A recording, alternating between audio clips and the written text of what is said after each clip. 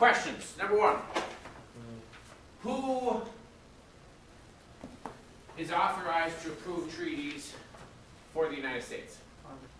Okay, a president or the delegate may negotiate.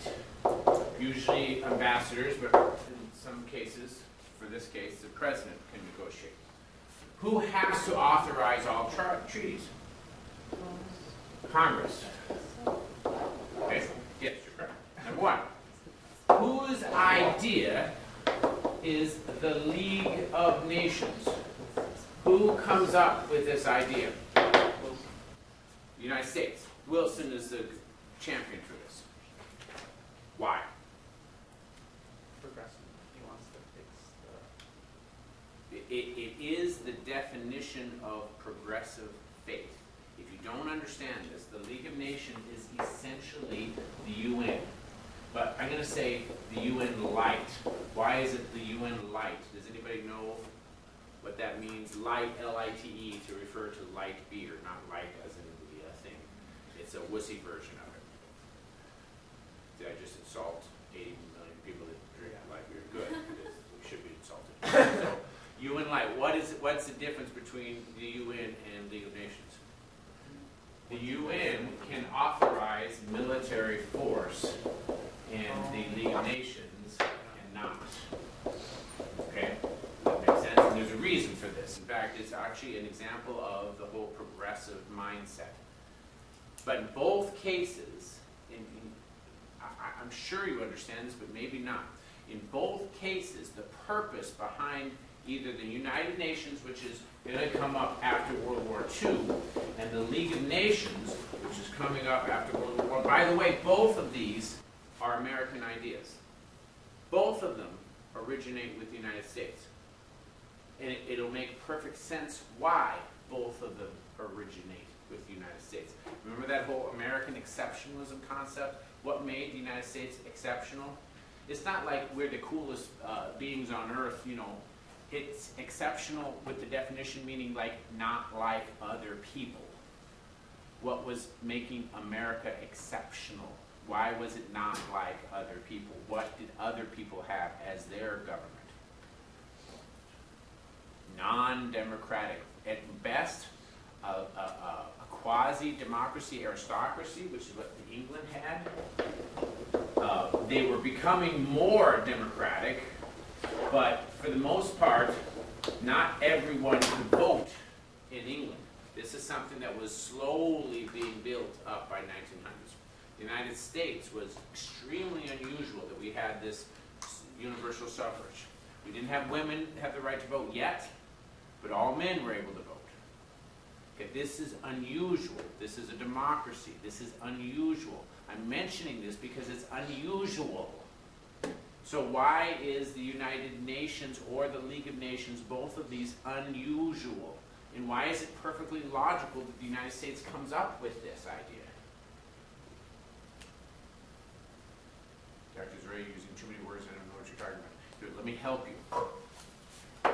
Both of these are an attempt to apply democracy to the global arena. Isn't it? I mean, isn't that exactly what it is? An attempt to apply democracy. What do we have when we don't have the League of Nations or the United Nations? No government, right? This is just whoever's strongest. From the American perspective, that approach led mostly to what we would call realpolitik, right? This pragmatism, do whatever works. And realpolitik is no law.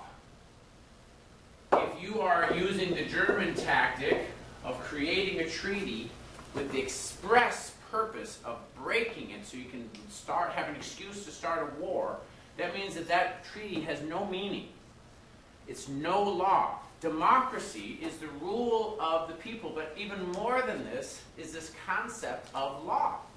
We want to put law on a global level. And the United States was big on this even before the Treaty of Versailles. Remember I told you that the United States was like the referee between Russia and Japan, Russo-Japanese War. They had the talks in Hartford in the United States. Prior to this, though, the United States was going off to The Hague, was going off to the Netherlands. And we have the Netherlands and in Geneva, Switzerland. Mostly in The Hague, though, we had rules of war. This is unique because what do rules of war imply? You can't.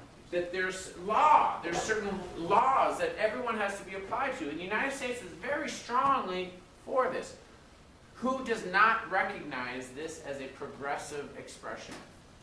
Everybody understands the concept, progress. We are actually improving the world, not just the United States, but the globe. Does that make sense? The Treaty of Versailles includes the League of Nations in it. This is Wilson's baby. So what's the answer to that daily quiz question? 3 of you got it right. 1, 2, 3, 4, 5, 6, 7, 8, 9. 6 of you got it wrong. Wasn't ratified by Congress. You what? Or the United States? It is the United States. We did not join the United Nations, and we did not accept the Treaty of Versailles. Not once. This is very important. Not once, but twice. It came up twice. This was truly Wilson's baby. There are some people that argue that Wilson actually had a stroke over this. He did have a stroke, but we can't blame it on necessarily this. But the good, smart historians say it crushed him. Absolutely crushed him. Because he did everything he could to try to put law on a global level. And he bent over backwards to make sure that the Treaty of Versailles would have the League of Nations in it. Because whose idea was it? So who didn't care about the League of Nations? All those other countries. The United States had to try to convince England and France to adopt the League of Nations. And as soon as he was able to convince them, he said, now this was my progress. We've made progress. We go home and Congress rejects it. Not once. We reject it once, and Wilson is apoplectic. And I mean that actually literally, because apoplectic, which is not pronounced probably as I should be, it's like having a stroke. You guys do know that one, apoplectic. Apoplectic. Apoplectic. Apoplectic. So you write it down and suddenly it becomes much easier to pronounce. Apoplectic. How many of you guys, you know what this means? I just told you. I guess. It's like having a stroke. That's what it means. So apoplectic. You should be using this way more often. This caused him to become apoplectic. In some cases, right, he really did. And he did. He had a stroke. His wife was kind of doing things the last couple of months. There's no way, by the way, he's going to be reelected in 1920. First of all, the questions have to come up. Why? Why? Didn't we re-elect Wilson in 1960? We know why Wilson gets elected in 1912. Why does he get elected in 1912? Because the Republicans split the vote between Taft and Theodore Roosevelt, right? So that's how Wilson sneaks in. So then the question is, well, how does he get elected in 1916? And what is the phrase that all of your books refer to? Kept us out of war. Okay, and then how many of you guys saw the kind of joking guffaw, ha ha ha ha ha, and then in April, we go into war in 1917. One of the questions I asked you is, why did we go into war? That's what I left the class with. What's the answer? Why did we go into the war? Especially since 4 months earlier, that's how he gets elected. Remember, November is when the elections are. So he gets elected. He kept us out of war. 4 months later, we're in the war. Why? Basically, we were monitoring, and then we got brought into it. Okay, explain that. Because you are right, but explain it. Like, I guess we were just being big brother, and then we got caught in between, I think, didn't they send like, I don't remember how exactly it happened, but they sent. Okay, you're close to this, not Big Brother. We were neutral, remember? But remember our neutrality? There are two different types of neutral. There's the passive neutral, and passive neutral means that you surrender your independence. That's what that means. And so we could look at an example of Switzerland. Why is Switzerland passively neutral? They're right literally in the middle between Germany and France. If they are not passively neutral, they're going to be taken over by one or the other. So there's no question on this. So the other option is actively. And remember, your books probably will not use this. This is something I wrote in my first book, I don't know when this was, 1993, ages ago. Some people may use it. But active neutral means that you do not surrender your independence. At the time, people in the United States totally understood this. We totally understood this because that was one of the highlights of American exceptionalism, manifest destiny, is that not only do we protect the rights of life, liberty, pursuit of happiness, but because of this, we are successful.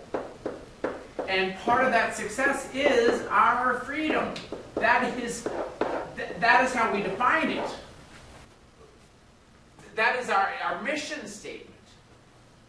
If we give up the freedom, then we've given up most of why we were isolationists to begin with. And so we weren't going to give up our freedom when we declare our neutrality. We declare our neutrality because we reject European pragmatism. The phrase that became very common was dynastic intrigue. Remember I told you about that 1915 Chicago Tribune political cartoon where you got the German guy rat-a-tat-tat-tat-tat with a machine gun, and it's people that are being shot out of the machine gun, the sport of kings. And we often felt this way. Now, let me just make sure that we're clear on this. So if we have World War I, where are American natural preferences? Are we in favor of the English side, or are we in favor of the German side? This is post facto historical analysis. What does that mean? That's a $4 word. Post facto. I think it's $5. After the fact. You guys figure the post facto, after the fact historical analysis. What am I telling you? We say that it's a naturally UK because that's where we went, right? But is that our natural preference? We used to hate them. Yes, who are the last two big wars that we had with? Not counting Spain, the last two are against the UK. Why would we naturally? Yes, they speak English, but we still fought them in the Revolutionary War and in the War of 1812. So we don't actually have a natural preference. What about Germany? Do we have a natural preference for Germany? Have you been to Milwaukee? Who lives there? Chicago, the Midwest. There's a strong German population. The fact is, we were on the fence. It was 50-50. In terms of our natural preferences, it could have gone either way. There were differences. And the differences was not because of heritage. Because our heritage, especially recent immigrants, were from Germany. Germany knew this, by the way. I don't know if you realize this, but in 1915, German government took out full-page ads saying, "Your Kaiser needs you. Come home and fight for us." How are they able to do that? Wouldn't we make that illegal? No, we're a free society. You want to buy an ad space, you buy an ad space. And we have no preference one way or the other. What caused the United States to be moving more towards England was not because we had a preference, we spoke the same language. And just to let you know, this is one of these screaming examples of the United States really not being in any way racist. We don't have a preference for England. You would think we would, right? We both are from the same side. We don't. In many cases, our preference is for Germany. But what we are upset about is the fact that Germany is perceived as the aggressor. And why would we assume that? Remember the events? Weren't they the aggressor? Remember the gold? The assassination was in Serbia. England has an alliance with Russia. Russia is saying to Austria, don't go in and attack Serbia. We'll defend Serbia. Austria attacks Serbia. Russia declares war on Austria, which means that it also suddenly becomes at war in Ottoman, which means it's also at war with Germany. And since Russia is allied with England, that means that Germany uses this as an excuse to attack Russia's ally. Is this at all familiar, by the way? Isn't that kind of what Germany did in order to get reunited, was we're constantly using excuses to declare war? So they then decide that they're going to attack France through Belgium. And they start pouring through Belgium. England is able to get to France before they go through Belgium. Belgium is a lot harder than Germany expected. And that's where the war is fought. And so from the appearances, the Germans do look like the aggressors. And you get a lot of people telling horror stories of what's happening to Belgium. And the poor Belgians. What did the Belgians do to anybody? Belgians, right? Belgium, but the people are called Belgians. This creates a lot of sympathy. So we are sympathizing with the French and we're sympathizing with the English, but this is not natural. There's also a lot of folks that are German. They say, well, I don't know. Some people respond to the full-page ad and go back. But in the end, it's not the racial thing. It truly is the ideological thing. Remember, the United States, as soon as war starts, what do? We declare ourselves neutral because it's out of our hands. We wash our hands of this. It's dirty is what it is. We don't like anybody. We don't think England is any better than France. Germany. We sent England a note saying we could arbitrate this, and England said the same thing, and France. We don't want to. England wants this war in order to push Germany down. It's not the aggressor, but they're clearly taking advantage of it. From the American perspective, this is all real politics, and we are not supportive of it. So then the question is, why do we get into the war?